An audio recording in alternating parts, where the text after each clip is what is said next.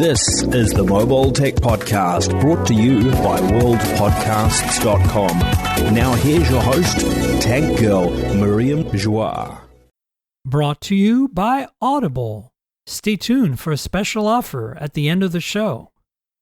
Hi, and welcome to the Mobile Tech Podcast. I'm your host, Miriam Joie, and today is Thursday, April 15th, 2021, and my guest is the one, the only, the awesome Fionna. Hi, Fee. How are you?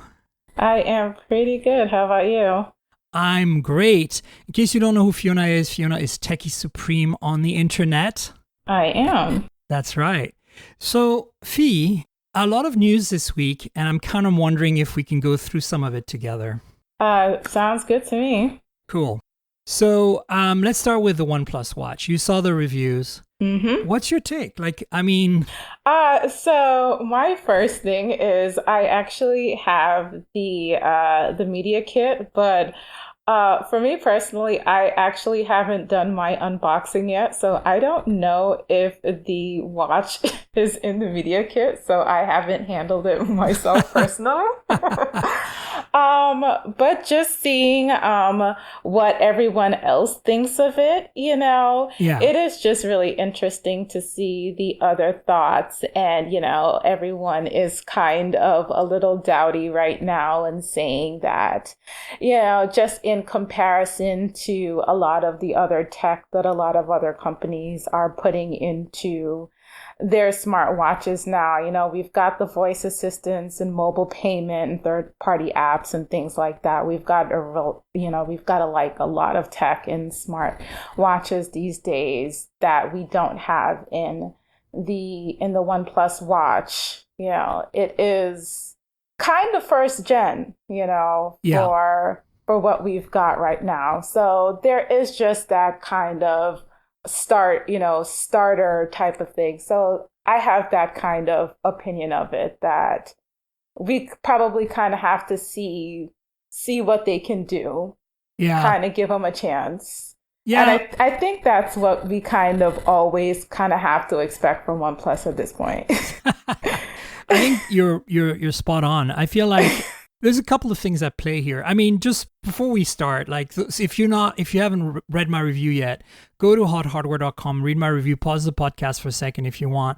My review is overall positive, and by now you've probably read the other reviews. My audience here has probably read the other reviews, and they probably noticed that a lot of the reviews are negative. And I'm not here to justify my decisions because I feel the way I do. But I can maybe explain where I'm coming from a little more. I'm not the only one who had a positive review. Digital Trends, David Lum had a positive review as well. I think that it boils down to expectation. I think the discussion we're not having, like all of us together, is that there are really two types of smartwatches out there, right? And if you put the OnePlus Watch up to the standards of the wrong category, you're not going to get a good review. If you put the OnePlus Watch to the standards of the other category, then it is just a watch that, like you said, typical OnePlus. It's a little beta and needs some work, but it fits into that category very squarely. And so knowing that as a kind of a smartwatch fan, I guess, I kind of went into it and if you read my intro, the second paragraph, I jump right into it. I'm like, let's clear things up here. Let's set expectations. There are two categories. The first category is Apple Watch, Galaxy Watch, Fitbit, and, Wear OS, right? Google. And those are really smart watches in the sense that you can install apps. You can change their features over time by changing the apps you install on them. But they have the drawback of being kind of having really poor battery life usually, like a day, 2 days. I had an Apple Watch SE for a while to try out, and I could barely make it last a day. So how do you sleep at night? You have to charge it. It takes a long time to charge because it's wireless, but it's slow. So then you have this other category, which is very popular in China. And there's a few companies that sell these in the US as well. You probably heard of Amazfit and Zepp, right? Mm-hmm. Yeah. So they are what I call them like smart bands on steroids, basically. That's what, that's what they are. No, I'm not being mean. Think of them as like a Fitbit smart band or like a Xiaomi smart band or like a Huawei or Honor smart band, but like make it bigger, give it a nice metal and glass case with a big battery in there, like twice the size, right? Because you have more space. Give it a gorgeous OLED display, sell it for a little more. Again, I think the price reflects that. This is not a $70 fitness band, but it's also not a $250 to $300, and this is the cheap end, Apple Watch, Galaxy Active or whatever, right? It's a lot more affordable, $160. So I think that once you look at it that way, but the moment I heard the rumors that this didn't run Wear OS, I knew what category it was in. Yeah. And I think that's why, for me, I have a hard time reading these reviews when they say they're negative, because I'm like, are you expecting everyone to buy a Galaxy S phone or an iPhone 12? Like, not everybody buys a flagship. Yeah, that's very true. There is room for that category. Yes, you can install apps. There's no apps. Like the ones that it comes with, it's kind of like a feature phone, The one it comes with are the ones you get. And yes, you're going to get software updates, but that's it. And then the battery life, though. I mean, Feed, you've read the reviews. Yeah. Like a week was what I got, which is because I'm a hardcore user. 2 weeks if you're careful. And the charging, 5 minutes on the stand gives you a day of charge. 20 minutes gives you half a charge. 40 minutes gives you a full charge. Like the Apple Watch doesn't even come close. And it needs to, because if you want to wear it at night to track sleep, you need to charge. So I don't understand that. Like, I like the idea that you're just wearing this smartwatch all day, all night. You don't have to worry about it. Once a week, you put it on the charger for an hour while you're like cooking in the kitchen, and you're good to go for another week, right? And for me, I really kind of considered, especially when you kind of think of OnePlus's kind of like even like their origins, they've kind of moved away from that a little bit.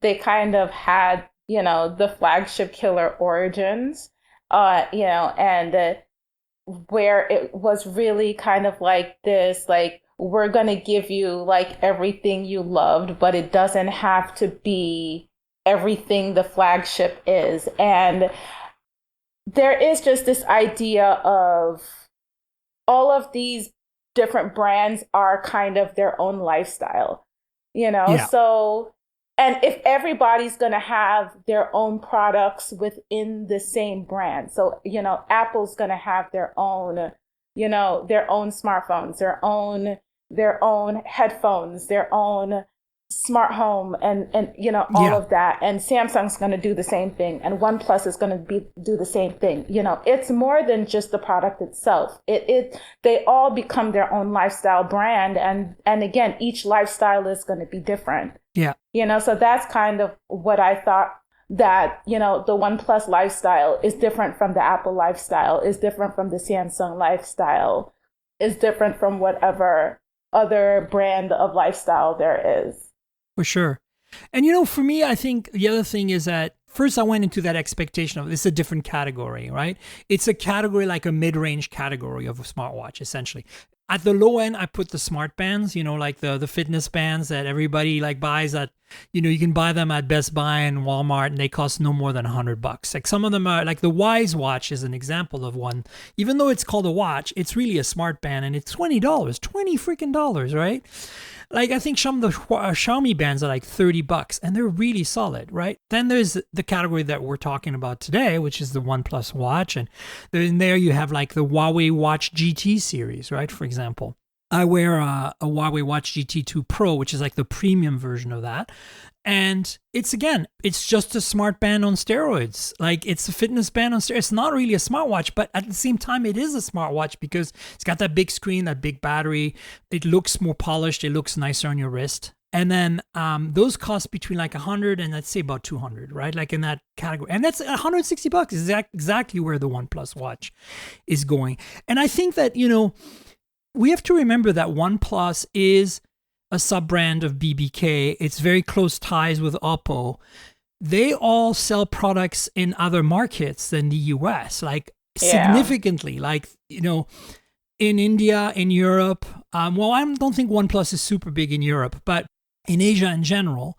And I think that I'm not sure this smartwatch was designed for us, Exactly. And so I think the problem here, and again, I'm not disagreeing with the reviewers who reviewed it in the US and so far that they were looking at it from the wrong angle, I think. But they're going to tell me, well, Miriam, what other angle can we look at? The only thing we can compare it to is, Apple Watch. And I'm like, I don't really agree with that because again, Zepp is sold here. Withings is sold here.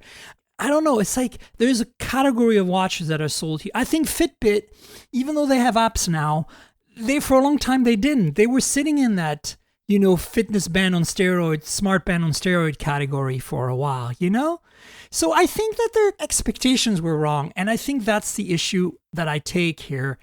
But that being said, I want to hear a reaction, but I want to also say that we should talk about like what's good and bad because there are a lot of things that need work. Like I 100% agree with that, but I also believe that OnePlus is going to deliver on that. To be quite frank, like even like if you were to like use these products as like a long-term user after you review it, how many of these features are we actually using is what I want to know. How often are you using the voice assistant? Really? And that's, and that's another discussion. I'm glad you bring it up because look, I worked for Pebble when the company was doing really well. I was in the beginnings of the smartwatch world. I get smartwatches. I've been reviewing almost every single one of them since, the back in when Sony made watches before Pebble. Okay. And I'm a power user, but I think we all have different use modes, right? Like for me, exactly. I don't actually need a voice assistant on my watch. I get it though. I can see how it'd be nice if your phone is not on you, which is rare. Like I don't know, maybe at home your phone is on your desk and you're in your kitchen. I have one of those long, skinny San Francisco apartments where my bedroom is in the front and my kitchen's in the back.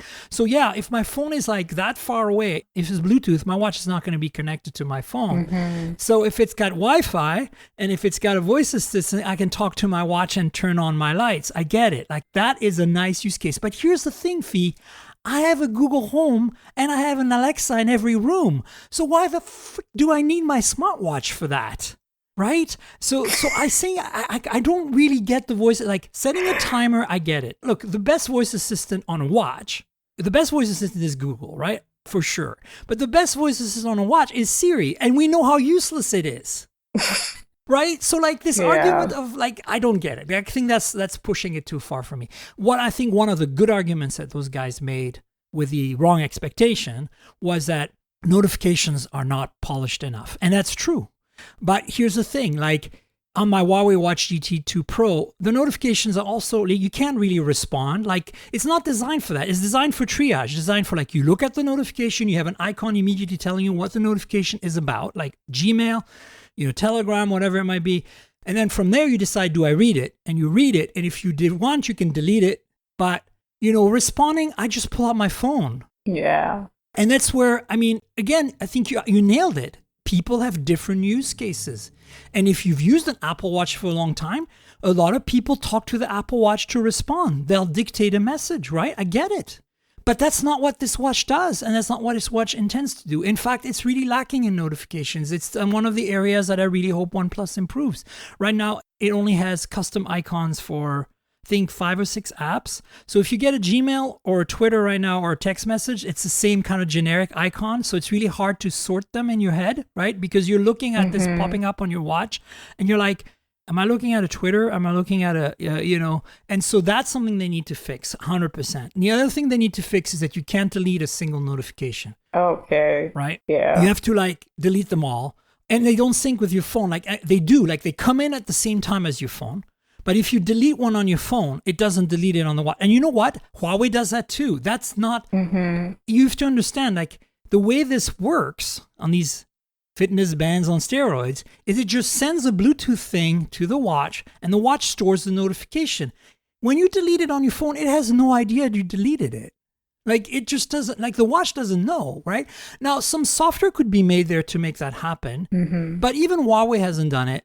Even Xiaomi hasn't done that. Because again, these OSs that run on these, watches that are smart bands on steroids are really just very lightweight.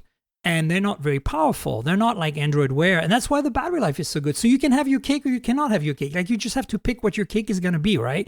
And I think that's to me what I think there was an opportunity for the big players here, the Virgin, Gadgets, the Wired, all the other ones in the world, to explain to Americans, to the US people that they cater to, hey, you know what? This is a different category. This is how it works. Mm-hmm. You know, I didn't pull any punches about the things I didn't like on the watch. There's a lot of things that are unfinished, but I'm also very hopeful.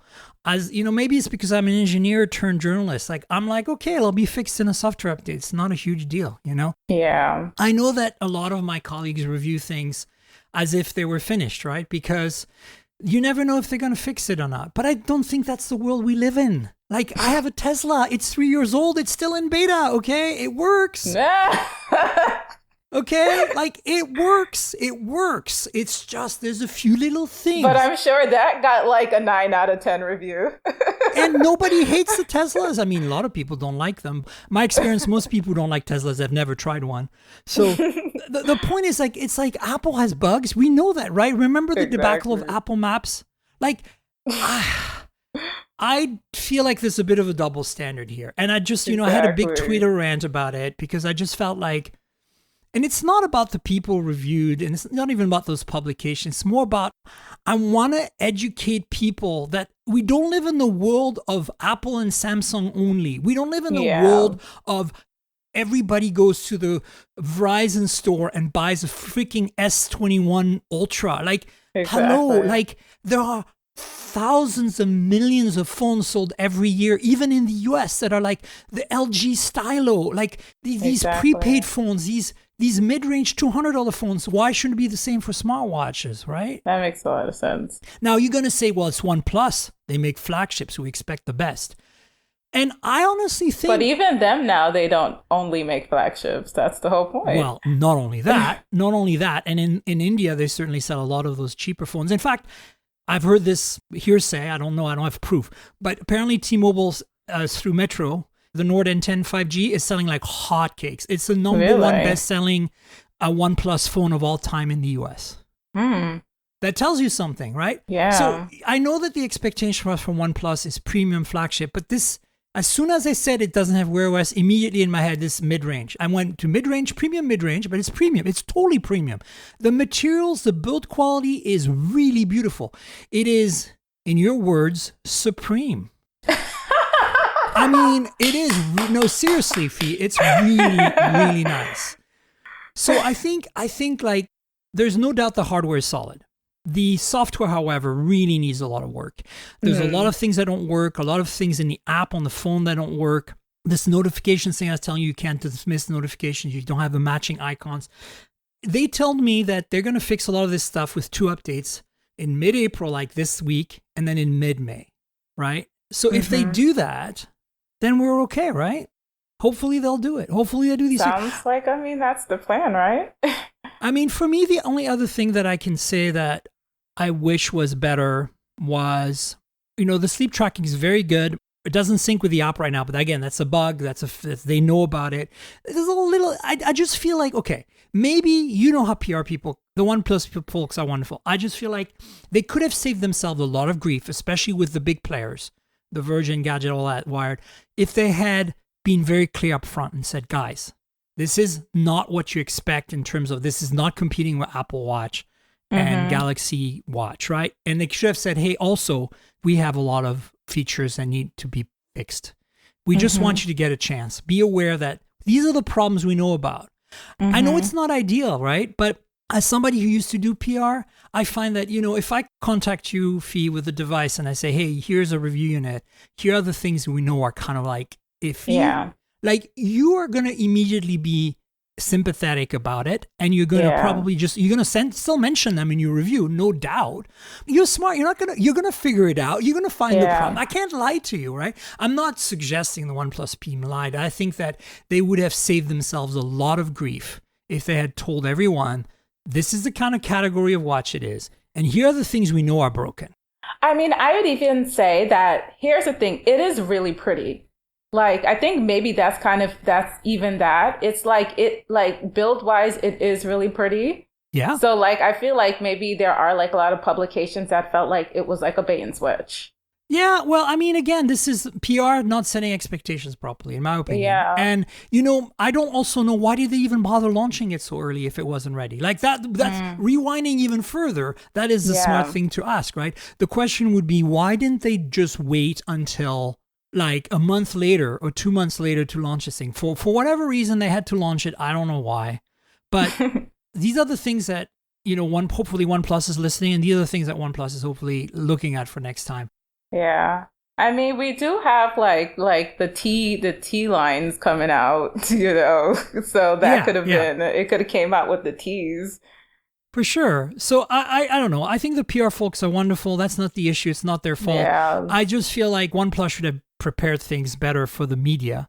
And but at the same time, I also feel like the media should have immediately understood, if you're a reviewer, you know that there's this category of, fitness bands on steroid smartwatches that are good, that do, just because they don't have a voice assistant, they don't have Wi-Fi, they don't, let you do like install apps and stuff, doesn't mean they're worse. Like it does everything you need it to. Notifications needs improvement. That's an area that I think for me is a big deal breaker. Like I think if they fix that, I could use the watch every day. But right now I'm back on my Huawei because it does that well.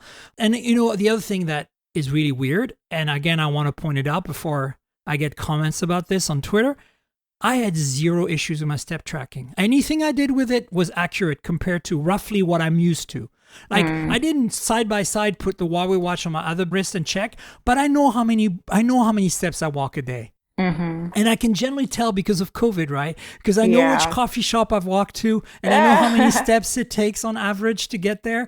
Like I can calculate in my head really quickly and give you within 500 steps, I can give you myself how much I walked today before I even look at my watch, and I can be right. So I did not get any numbers that were too far off. Everything was within a few hundred steps, in my opinion. And I don't know why some folks, and I believe them, like I'm not saying these reviewers did not have problems with their step counting. And that's an issue. Obviously, there's a bug in there somewhere because some people are having bad step counts and some people are having good step counts. So what gives, right? Well, maybe I can segue and ask you what software you think is the best for step counting. Well, so again, I don't use smartwatches with apps, so I don't know. Like I think for me, there's Strava, there's Fitbit. Well, Fitbit, you really need their tracker because their app goes with it. And then, there's Google Fit, there's Apple Health or whatever it's called, and some of them can work standalone on the phone. Some of them require a band or a watch. There's Huawei Health, which obviously I'm familiar with from using my Huawei watches and bands.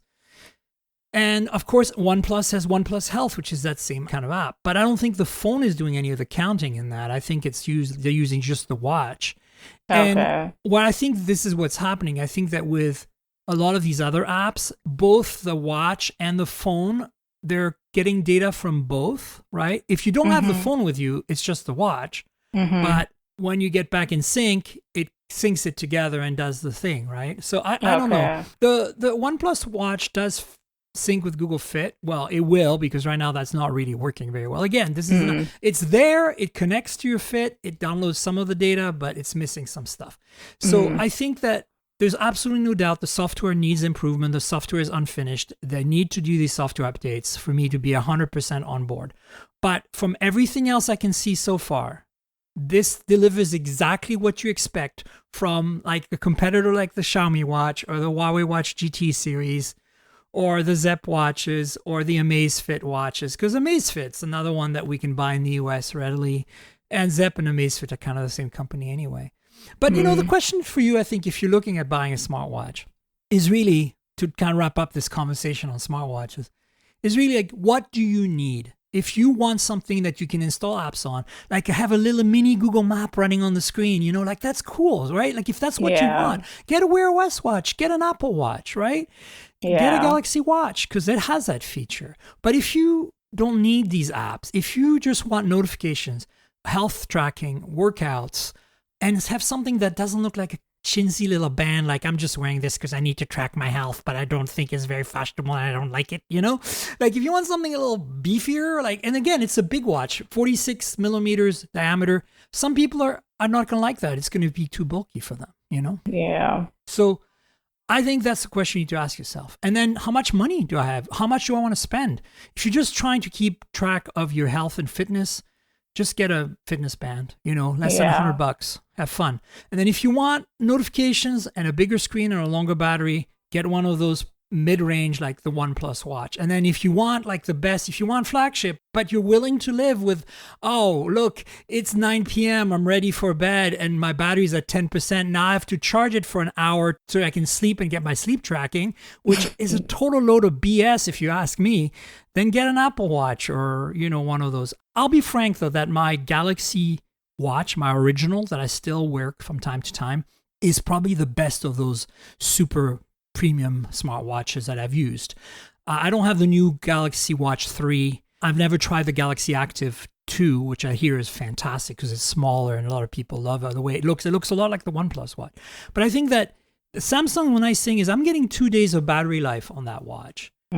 I just have to remember to charge it for that second night, so it's not too bad. But compared to a week, you know, my Huawei Watch GT2 Pro gives me like a week to 10 days with the always-on display, you know, continuous heart rate monitoring, automatic sleep detection. I mean, like, I don't really need more, right? So I just had a thought now with the pandemic. I'm like, I wonder what watches, who's going to bring out the temperature check first. Oh, yeah. I mean, there are so many features, you know, that have become commonplace. Like blood oxygen level is on the OnePlus Watch. It's on a lot of these fitness bands now. It's pretty standard feature, right? But for a while, that was not something you could get at that price point. So it's nice to see that. And, you know, temperature, yeah, we're going to probably get that at some point. The reality is, you know, if you ask me, should I buy the OnePlus Watch? My answer is I would wait till they fix the software, till we confirm as journalists that they fix the software. And then it's a question of, do you like the looks of it? And do you understand the limitations? Because this is not a flagship kind of product like Apple. But you also understand the benefits, which are crazy battery life and automatic sleep tracking and all these nice features. You know, you don't have to manage it. It just does its thing, you know? And yeah, there's no voice assistant. Could they have one? Sure, but it wouldn't be any of the assistants we like, right? Because that OS is so lightweight, there's no way it could do that. Right. So, yeah, I think it's kind of fascinating. We've got a bunch of other stuff to talk about, and I kind of want to get your gut reaction and perspective. None of these devices we're going to talk about next we have touched and used. So, yeah, okay. You know, we're both on the same boat here. I kind of want to hear what you say about it, though. The next thing, obviously, is we want to talk about Google a little bit. Okay. So, what do you think of all the news? First of all, Google I/O is happening, so we know that's a thing, right? Yeah. So Google I/O is coming on May 18th to 20th. It's virtual this year, so you know, check it out. There'll be some news, and some of the things that we think might be happening is a Pixel Watch. Speaking of watches, that's kind of why I brought it up. So there's leaks of a Pixel Watch, and that would be running Wear OS and maybe, you know, I think the thing that's holding Wear OS back, I don't know if you've used a Wear OS watch recently, but I think for me what's holding Wear OS back right now is hardware. Like the fact that there's no good chip from Qualcomm or somebody else that runs it smoothly, you know? Like that OnePlus Watch runs on a tiny, simple chip, and it's smooth as silk. The OS, like everything is responsive, instantaneous. You have no hiccups, no delays. You use a Wear OS watch and it's always slow and cumbersome, you know? So I don't know, what's your take? I mean, I saw the leaks for the Pixel Watch, and I don't know. I mean, again, I haven't handled one in a while myself. But the leaks that I saw, I don't know, and I know like for Pixel as a whole, their whole kind of theme is kind of like a back to the basics kind of design wise, at least. Yeah. But it's really, really kind of super basic, like super, at least like design wise, it's super, super, super basic. Like, kind of like, I'm going to give this to my 5-year-old, you know? You think it looks like a kid's watch, huh? Exactly. Like, maybe it has to me, it kind of felt more like I'm looking at one of those watches, you remember, from the 80s and the 90s, you know, those mechanicals, the plastic ones? Exactly. Like, again, and even like I said, there is just kind of like a lot of other watches, like even if they're not super fancy, there is just kind of like this like mature je ne sais quoi that you get from a lot of the design that really makes you like, even if it's very simple, it is kind of like that is, you know, even kind of like the Gen Z style. It's really plain, you know, it kind of like, and not really plain, but just kind of like your basics. They wear like really just like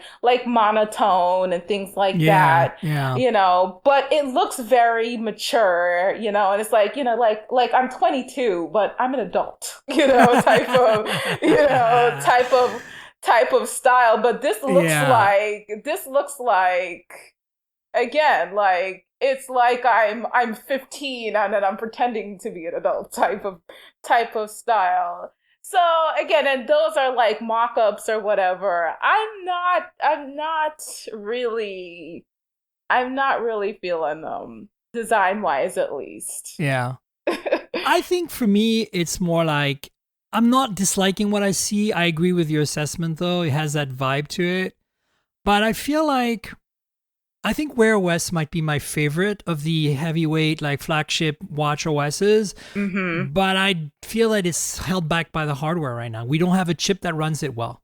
And we don't have the battery life. We don't have the performance we need from it. And so either Google can improve its software or Qualcomm cannot give us a new Snapdragon Wear chip that really delivers on performance and keeps the battery life in check. But until that happens, I don't even know if Wear OS is a viable thing for people. Like, I think that it's hard to recommend in my book.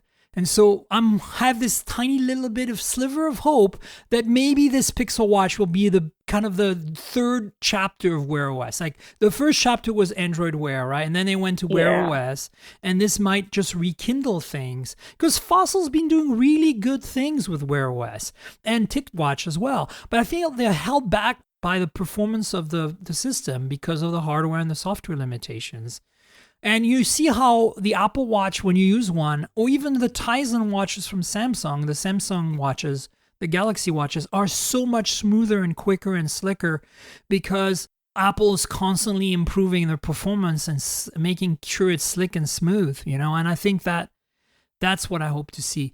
But the other thing that is interesting that came along with Google I/O a little bit is that, you know, there's a lot of rumors around the Pixel 5a for a few days last week. And then the last rumor was, oh, it's going to get canceled.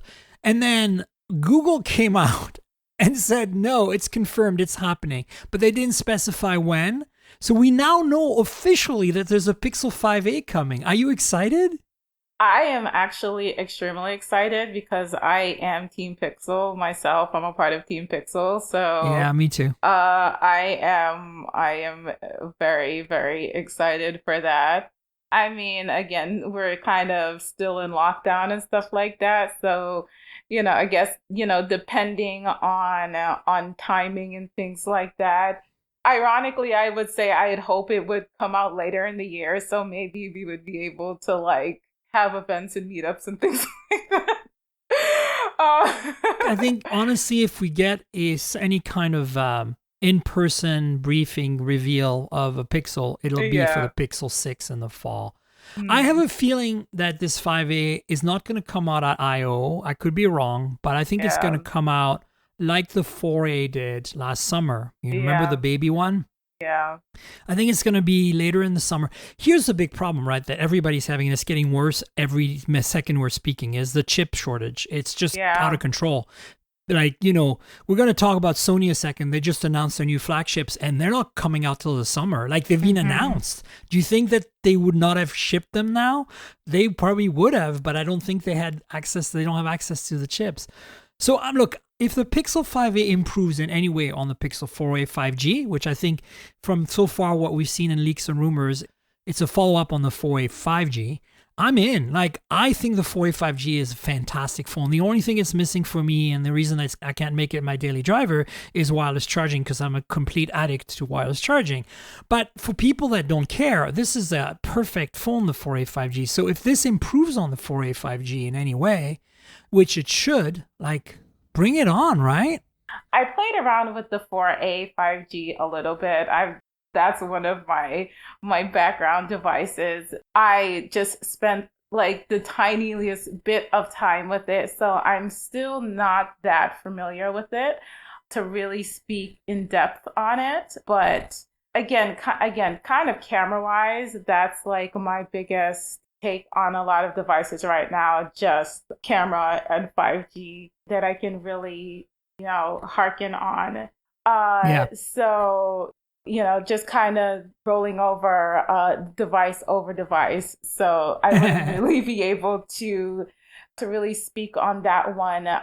But in terms of the chip shortage overall, I would actually like to talk about that, because for me, I've actually been writing about that for a gig that I've been writing, site that I've been writing for, that is more actually focused on finance, more so than tech, but they actually have me writing a lot about tech companies, but it's more finance overall. So, like a lot of the companies that I write about, they talk about a lot of how their finances are affected by the various shortages and things like that. So a lot of those things are very fascinating, and it's very interesting to realize how things like the pandemic have really just, some companies have come to a screeching halt, or they've come to a halt and then recovered, or even sped up, even just kind of, there's some other companies that we'll talk later about that I was considering that are actually possibly rebounding already. But like the chip shortage has really, maybe again, in an alternate universe, maybe we would be kind of chugging along, but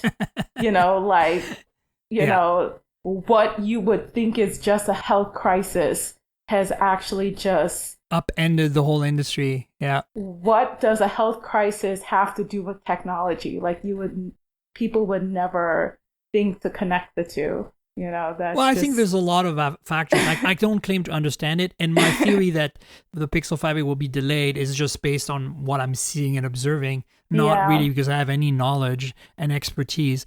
But just to be clear, I'm excited about the Pixel 5a. The 4a 5G is pretty much the same as the 5, just bigger screen, no water resistance, no wireless charging, add a headphone jack. That's basically the gist of, if you've used the Pixel 5, you've used the Pixel 4a 5G. There's no performance difference. You get more RAM on the Pixel 5. You get 90 hertz display. That's definitely nice. But overall, I would never spend the extra $200 unless you need the wireless charging. There's no way. It is almost exactly the same. So the 5A should improve on that. Samsung is also doing something soon, like we have Google I/O. Samsung has an event on April 28th. It looks like it's a big deal. It's probably something about their folding phones. So, I don't know more than that. They've announced an event. Yeah. They're really spreading it out this year, right? Like, have you noticed, because it's virtual now, they're just going like, every time we have a major announcement, it's kind of like Apple. They do 2 or 3 a year. Samsung only used to do 1 or 2 a year. Now they're doing 2 or 3 or 4 a year, right? Yeah. Samsung is always, I really enjoy Samsung's teasers. They're always, and I'm like, you would never, like, I don't know who Samsung's, who their team is that does their teasers, but like, I don't know how they like think of so many different ways to like portray the same thing for unpacked. It's hilarious. Yeah. For sure. But yeah, there is that same, the foldable, the Galaxy Z Fold 3. And I did see the rumors recently about whether or not it might have an S Pen that like goes inside. Yeah. So that might be fascinating if that is true. So I need to catch up on my rumors on that as well. So for sure. But I'm definitely interested in that. I mean, I think we're all looking forward to the next folding phone, whether it's that or the Flip, the next version of the Flip, or if they do both. I wouldn't be surprised if we get both folding phones on this thing. Really? Okay, that'd be interesting. I mean, the Flip is honestly my favorite. Like, the Fold is definitely like taking all my, nerd, like, early adopter power user boxes, right? But the Flip is the one's close to my heart. Like, I like the idea of this tiny little like pocket thing that opens up into a normal size phone. It hits all my fashion lifestyle vibes in the best of ways, Yeah, so let's see what happens. And speaking of which, related to that, we also have a bunch of Galaxy S21 Fan Edition leaks. Mm-hmm. The Fan Edition last year, the S20 FE, cut some corners to be more affordable, but it cut all the right corners, in my opinion. It is an incredibly good phone. It gives OnePlus a run for the money. The 8 series and the AT, honestly, it was hard for me to send people to buy a OnePlus 8 or OnePlus AT last year when the FE existed, the Samsung Galaxy S20 FE. So the S21 FE should just hopefully build on that and be another great, affordable flagship, basically, right? Yeah.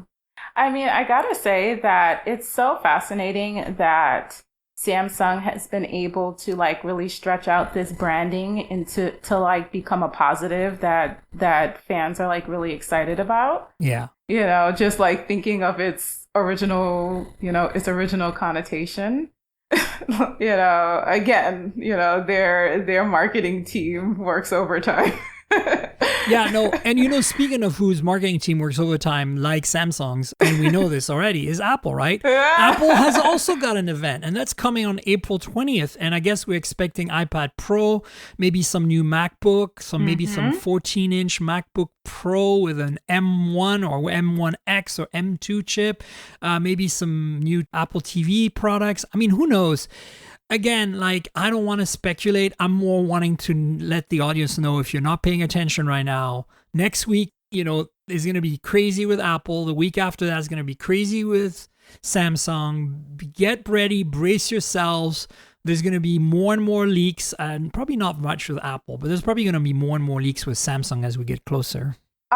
Yeah, definitely. And like I was saying before, this is what I was talking about with the with kind of like the financial side that I've been writing about, where Apple has actually kind of benefited from everything that's been going on in the pandemic, where they've actually seen increases of iPads and things like that. So they've actually been able to that's part of the reason why they've been able to kind of like improve on the design and features in, the rumors that have been put into the iPads that are coming up this year, like the mini LED and things like that. So you can kind of put all of those things together. So again, for me, it's been really fascinating to like put the tech side that I know and the finance side that I'm kind of learning now. But yeah, so like, so there's that. And like you said, there's the iMacs that are coming in, and like even now, like we were talking beforehand that I'm like on the market for new MacBook or iMac or something. I mean, would you get a MacBook Pro 14 if it had an M chip inside? And or would you just like wait for something smaller than a MacBook Air? Because I went from an original 12-inch MacBook, the really tiny little one, to a MacBook Air M1, and I love my MacBook Air M1, but it's so much bigger and heavier. Like, I want them to do like the ultra thin, ultra light again, I'd really have to think about it. I am kind of like a person, like, I do like to carry around my laptop. So, right. So it is something that I'd have to think about. But at the same time, I know like I'm definitely trying to like get back on my YouTube game and things like that. So I have to like think about like, do I want the more powerful device or do I want the lighter, easier to carry around device? So that is something I'm like trying to consider. I mean, I kind of think you can have your cake and eat it too here, right? Okay. Because everybody who's used an M1 MacBook, either the Pro or the Air, has completely agreed that it is just as fast as a MacBook Pro Intel 16-inch for video editing. Like, if you talk to any of the creators like Michael Fisher and those guys, they're like, you don't need a 16-inch MacBook Pro Intel anymore. Like, it just does the job. It's crazy. So that's kind of why I want the ultra light, ultra thin, because, you know, I'm not doing major 4K Final Cut work all the time. Yeah. You know, most of the time it's 1080p. I use Final Cut occasionally. Sometimes I just use iMovie because I'm lazy and it's all I need. And so, you know, like, I think for me it'd be perfect. But yeah, I think that is everybody's waiting for a replacement to the 16-inch MacBook Pro and maybe a 14-inch MacBook Pro. And of course the iMacs, right? Yeah. So who knows? I think it's going to be an interesting event. I'm looking forward to it. Just as I think the Samsung event is going to be really interesting because of these folding phones. Yeah. So this is what's coming. That, and of course Google I/O. Yay. So let's talk about Sony a little bit, because basically there's three companies we need to talk about that have announced phones in the past week since I did the last podcast. There is Sony, there is TCL, and there is Nokia. Yeah. And really, Sony is the one that's tickling my fancy the most right now. Yeah. I reviewed the Xperia 1 Mark II last year for Hot Hardware. Read my review, and I really love that phone. Like, if that phone was just missing a few things that for me didn't make it a winner, and if you read my review, you'll know what they are. One of them was 5G. It had 5G, but it didn't work in the US at all. So it's like they were asking $1,000 for a flagship in the US a year ago. A phone that did not have 5G in the US for $1,000. It was a really tough sell. But the cameras were really solid. And now with this Xperia 1 Mark III, and interestingly, they always launched the 5 series, the Xperia 5, later, like a few months in the fall. Usually it's a TikTok cycle. They do the Xperia 1 in the spring and the Xperia 5 in the fall. The 5 is like the more compact flagship, the same essentially, just more compact. So last year they did the 1 in the summer and the 5 in the fall. And this year they're doing both the 1 and the 5. So the 1 Mark III and the 5 Mark III just were announced now. I don't think they're going to be available till the summer, but it looks like they're going to launch them at the same time. And here's the thing that blows my mind, Fee. Every single thing that me and other reviewers, because for once I agreed with everyone else, we all had the same reviews. Every single thing we pointed out that we didn't like, they fixed. Okay. Every single thing. The big Xperia 1 Mark II didn't have a 120 hertz display. It was a 4K display, but it didn't have 120 hertz. Guess what? This year it's 4K and 120 hertz. Didn't have 5G for the US, has 5G for the US. We complained that there were 2 camera apps, the Pro one and the regular one. It was really confusing.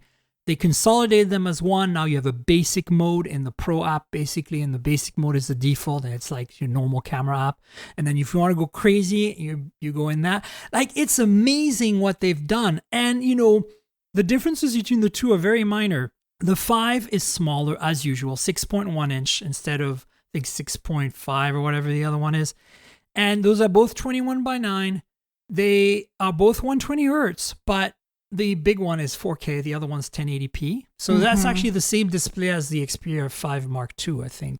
The 1080p, 120 hertz, 6.1 inch. And then same battery size, same processor, Snapdragon 888. There's more RAM on the big one, 12 gigs, 8 gigs on the smaller one.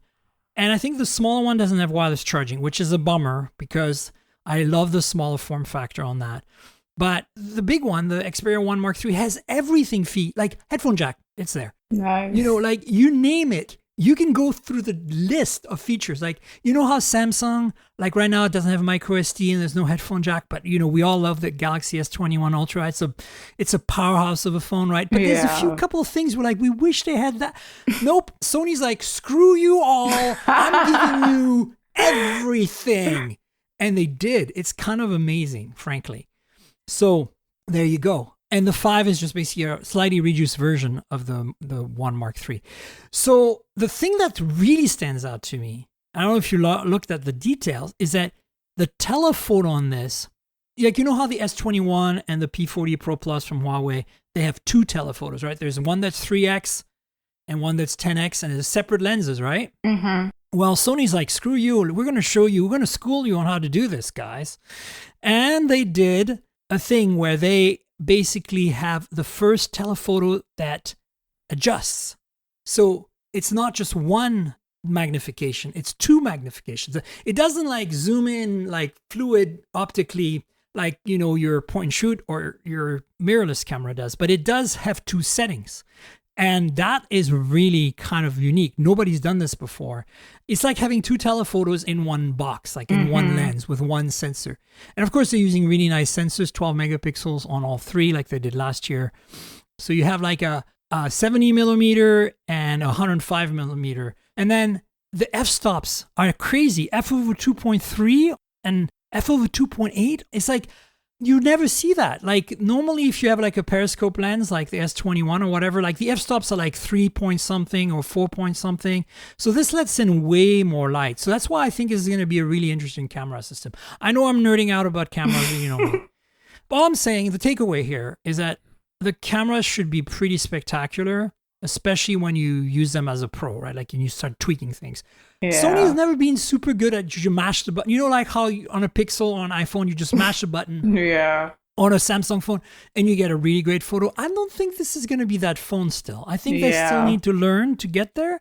But I'm still excited because last year I really loved what I saw, but I missed the fact that there were some showstoppers like no 5G.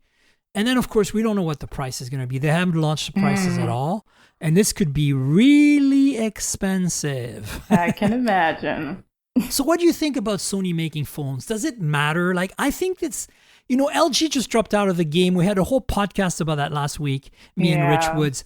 And I feel like I'm surprised Sony hasn't dropped out yet. Like, I don't want them to, don't get me wrong. Like, I'm a big believer that having niche products is interesting and important. If Sony sells enough televisions and PlayStations to finance their little experiments in mobile, I'm in, you know? I was hoping LG would stick around and sell more washers and dryers and fridges so we could still have phones. I know it's not a very good business proposition, but I feel like niche phones are fun. Yeah. You know, like that's why we like the Nextbit Robin and all these other weird little phones that came along, you know? Yeah. So I'm excited. I don't know. What do you think? I mean, I definitely, Sony's TV section is definitely one of my favorite areas at CES. Yeah, right. I definitely know that. But I definitely have to like channel my inner Sasha right now, if you know what I mean. You know, this is definitely one of those like best like smartphone cameras on the market that pretty much nobody's going to buy. Like, but that's what makes it more fun, you see? Like, of course it makes it more fun and we get to geek out and we get to love it. And like, you know, but again, we can spend 20 minutes describing every detail to a T. And maybe even, you know, there are like, you know, the one or two camera connoisseurs that would, you know, invest in this. But again, you know, there is just that idea of smartphone users that do actually need the smartphone side of things. That need the smartphone side of things, and then the people that, you know, the smartphone users that do use their smartphone cameras as their main cameras, that need them to work. Because they don't understand f-stops and telephoto and things like that. They just understand the point and shoot and things like that. So they buy an iPhone and a Galaxy or a OnePlus. You know, I mean, yeah. So that is, I mean, it's, you know, it's not necessarily unfortunate, you know, because they will buy the $1,000 phone. It's not that they won't buy the $1,000 phone, you know, but it is that. You know, I'm sure there's an alternate universe somewhere where everybody's buying the $1,000 Sony. It's just not here. I know. Look, I'm 100% on board with what you said. I'm just excited that Sony hasn't thrown in the towel yet. Okay, let's just be real. I mean, we all will give Sony their props that, you know, Sony had the camera focus before anybody knew what the camera focus was. Like, we will always give Sony their props, you know, and we all know that all of these phones have Sony lenses. We all know that, so we will bow down to Sony until the end of time. Yeah, I mean, I don't know. Like, I'm going to review this and I'm going to tell you folks what I think, because I'm definitely reviewing this one. Like, considering that on paper they fixed everything I didn't like about last year's, that might actually turn into my main phone, frankly. But the camera has to be really special. And last year, it wasn't special enough. Like, see, am I backstepping here a little bit? But I'm not. But what I'm trying to say is that, you know that thing you talked about, the average person just want to match the button? Yeah. They didn't have enough of that. Yeah. Now, they say they've added more of that. Mm-hmm. And conversely, for those of us who are into photography, what was missing last year was, yes, we had all the tweakability, like it was very much like using a Sony camera. Yeah. It was really nice. But it was missing all the computational photography tricks that we're used to on Samsung, on Huawei, on Google, on Apple. You know what I'm saying? Like the stacked HDR stuff, like it did it, but not quite. It didn't push the envelope enough in that area. And so I'm hoping that Sony's woken up from that slumber and said, hey, you know, why don't we at least try to compete on the mainstream features people expect? And dare I say, I feel like if like a photographer wants to have that computational photography and things like that, they would just get a camera. You wouldn't do it in a smartphone form factor. You know, well, that's the big debate, right? That's the debate that you can buy Sony RX100 Mark, whatever it is now, Mark 29 or whatever level they're at right now with it. It's always been a solid freaking point and shoot. It's probably always been the best point and shoot. It took over from Canon, you know, that has the S series before, and I feel like it's really nailed it. But it's one more thing to carry. You can't post to Instagram with it immediately. You know what I'm saying? Like it's that little bit of stuff that to me still makes the phone such a superior experience.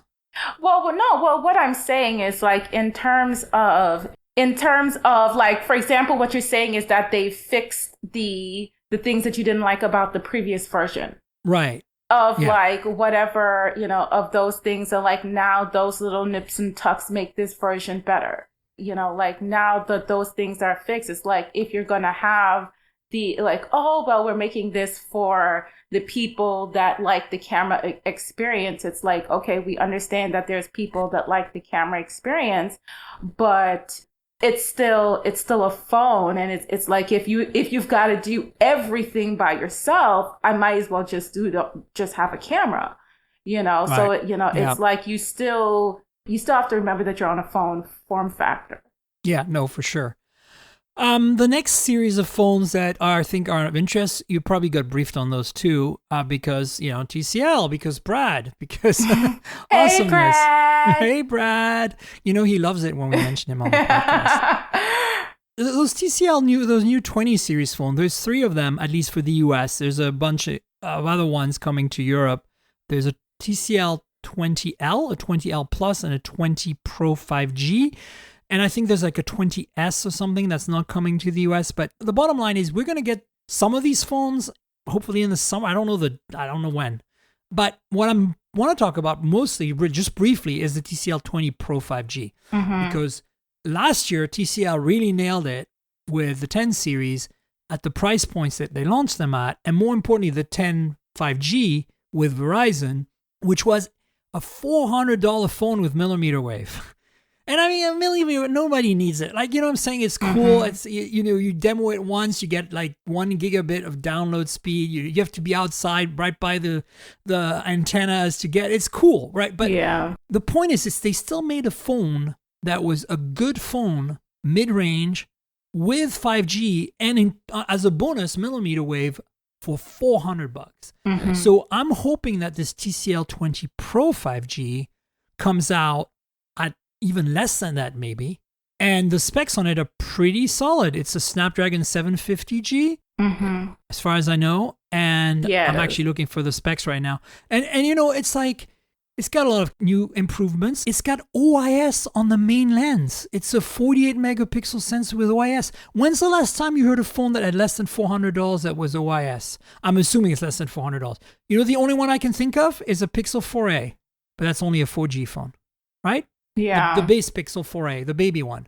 It's got OIS. We all want OIS on our cameras. So I think this is very, very cool. I don't remember which model it is, but I feel like I saw like a $549 price attached to one of them, but I don't remember which one. I think that was a translated price from the euros or something. Okay. But I don't think they've released prices for the US as far as I know. And if it's $549, oh no, you're right. It's 549 euros for the 25G. So that's pretty high. But you know how you can take a euro price for a phone and turn it into US dollars, and generally you're right. And it's pretty much the right price. So 549 seems high for this to me in the US if it was 549. I think it needs to be 400, 450. Snapdragon 750G, 6 gigs of RAM, 256 gigs of storage. These are really nice specs for that, that price. Mm-hmm. It's got a nice AMOLED display, 6.67 inches. It's got 48 megapixel camera with an IMX582, which is one of Sony's better sensors. I mean, the reality here is this is solid. This is good. Like, I'm really hoping that, we get this soon and through all the carriers. And, because of that the price is really good. I'm excited about it. The other ones, it's not really my bread and butter, and I don't want anyone to waste our time on that, but yeah. I mean, I think TCL, like I said, they do a good job, like, at least like a solid upgrade cycle.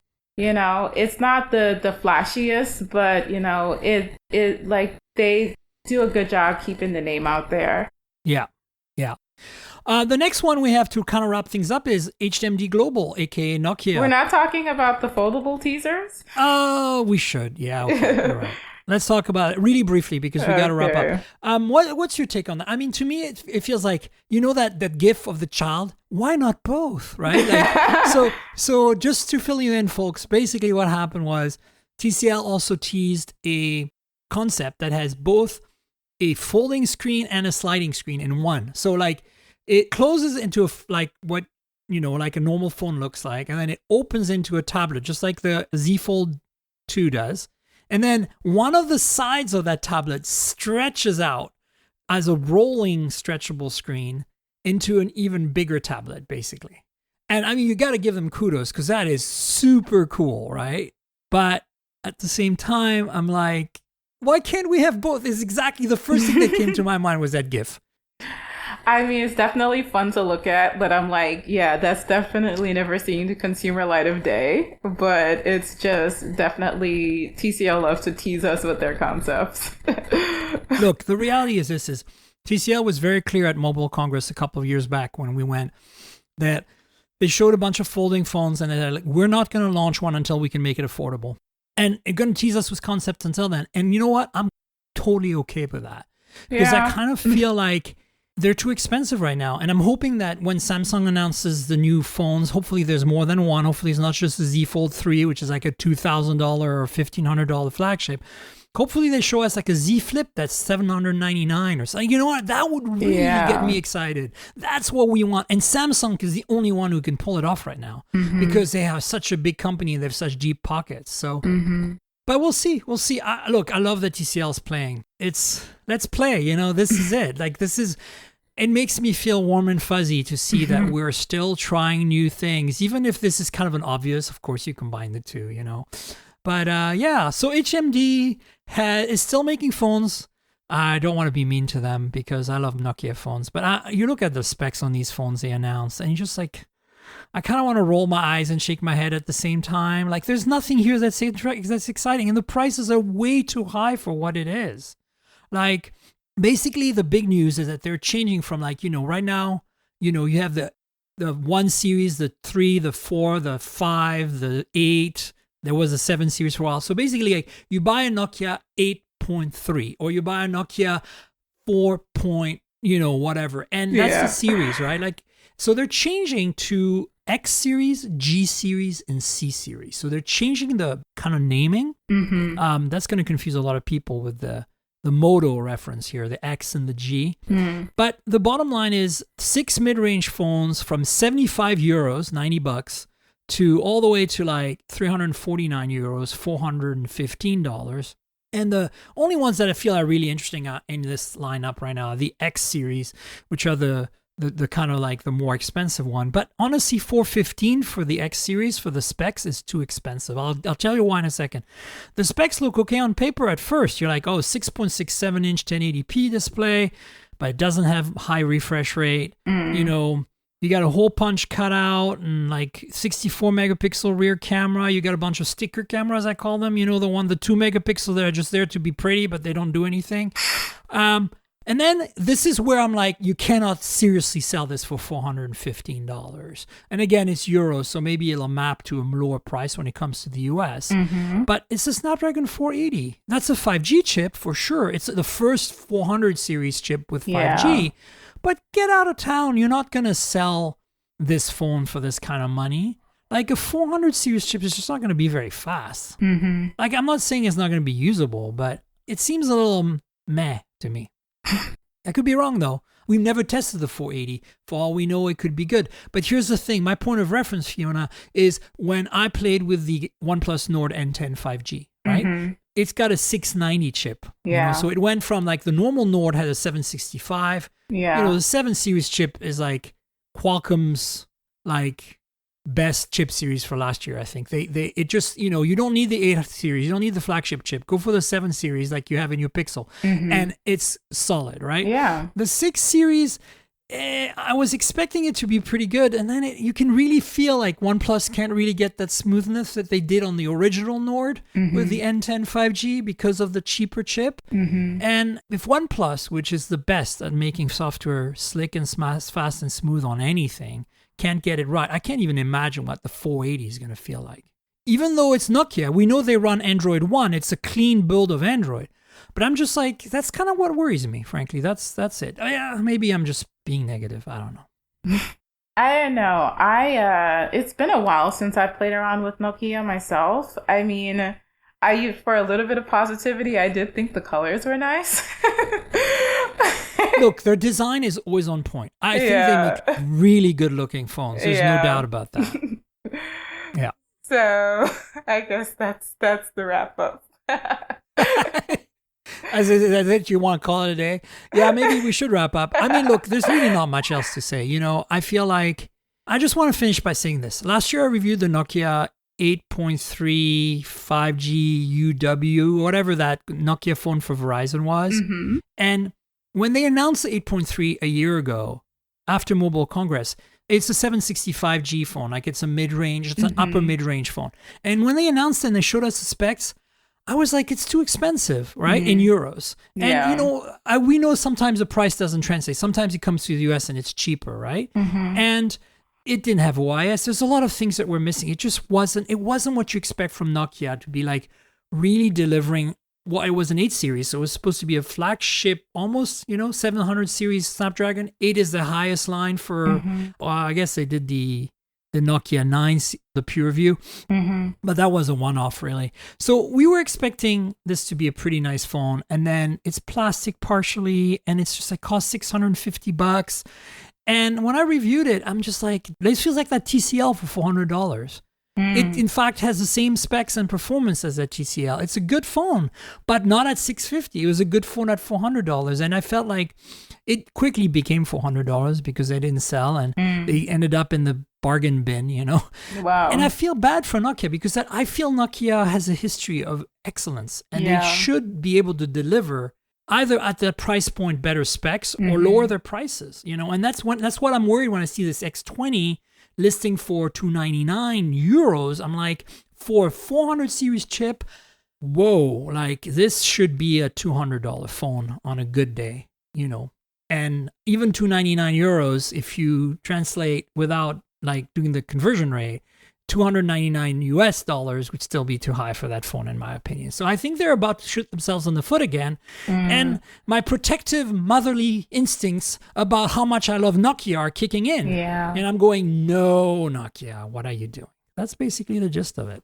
You know? I mean, dare I say, and I don't know if it's too soon, but that kind of feels a little LG-ish, where it's kind of like, right? But you know, they sell a lot of phones all over the world. It's like, you know, we forget how Moto sells all the G series phone in Latin America. Yeah. So, and I think that's, look, I'm sure they're not in trouble, but I just feel like I want them to deliver something premium flagship that costs a lot, that delivers in every area. And I don't seem to be interested in doing that. And it's a little disappointed. And maybe I should adjust my expectations. Who knows?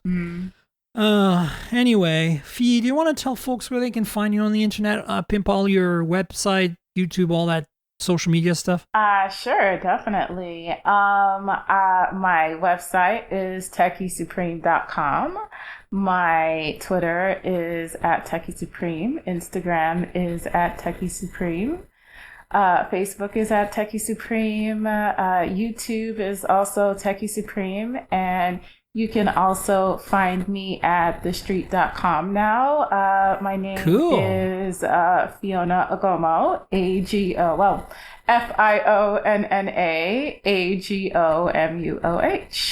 That's right. So you should all go follow Fee on social and check out her website and YouTube and all that good stuff. And folks, you know where to find me. I'm at Tankgirl on Twitter and Instagram. That's TNKGRL, like the comic book character Tankgirl, but drop all the vowels. If you want to discuss this podcast with me and Fiona, please do it on Twitter. If you want to see pretty pictures of phones and pretty pictures taken with phones, go to Instagram. If you want to watch some videos where I unbox some of these products we've discussed today, like the OnePlus Watch, or, see review videos, hands-ons, that kind of thing, go to youtube.com/mobiletechpodcast. Like, subscribe, tell your friends, all that good stuff, of course. And there's a second channel that we're trying to ramp up, and we need more subscribers so we can get monetized. So if you consider it, it'd be great. youtube.com/mobiletechmore, where we'll have a lot of smart home, travel tech, all that stuff. So please consider subscribing to that as well. And then, of course, the podcast lives at mobiletechpodcast.com, and we're on Google Podcasts, Apple Podcasts, Pocket Casts, Spotify. Pretty much everywhere you can find a good podcast, you'll find the show. Please subscribe, tell your friends, all that good stuff. And also, if you can review or rate the show in your app, please do so. That helps people with discovery. And then finally, there's a donate link in the show notes. So if you can donate, that would be awesome. It's a PayPal link. You go through my website first. If you can help, that would be great. Finally, I want to thank our sponsor, Audible. Audible has been with us since the early days of the show, and we want to thank them for sponsoring. And they want to thank you by giving you a deal, 30-day free trial with a free book at the end. So if you want to get that deal, go to audibletrial.com/mobiletech. That's audibletrial.com/mobiletech. Audible's got you covered. They've got an incredibly awesome selection of audiobooks. If you're a bookworm like me, but you don't like to maybe read the books with your eyes, you want to listen instead with your ears, check out Audible. Lots of the books are read by the authors, which I really like. I think it's great. There's incredible selection. Yeah, Audible, they're awesome. So consider checking out that deal, helping them help us, audibletrial.com/mobiletech. And I want to thank them again for being our sponsors. And I want to thank you, Fiona, for being on the show yet again. It's been a while, and thanks for being here. Thanks for having me once again. Absolutely. We'll have you on again at some point in the future. And folks, we'll have another show next week, so stay tuned for that. Until then, cheers, everybody. This has been the Mobile Tech Podcast with Tank Girl, proudly presented by worldpodcasts.com. You can visit us online at mobiletechpodcast.com.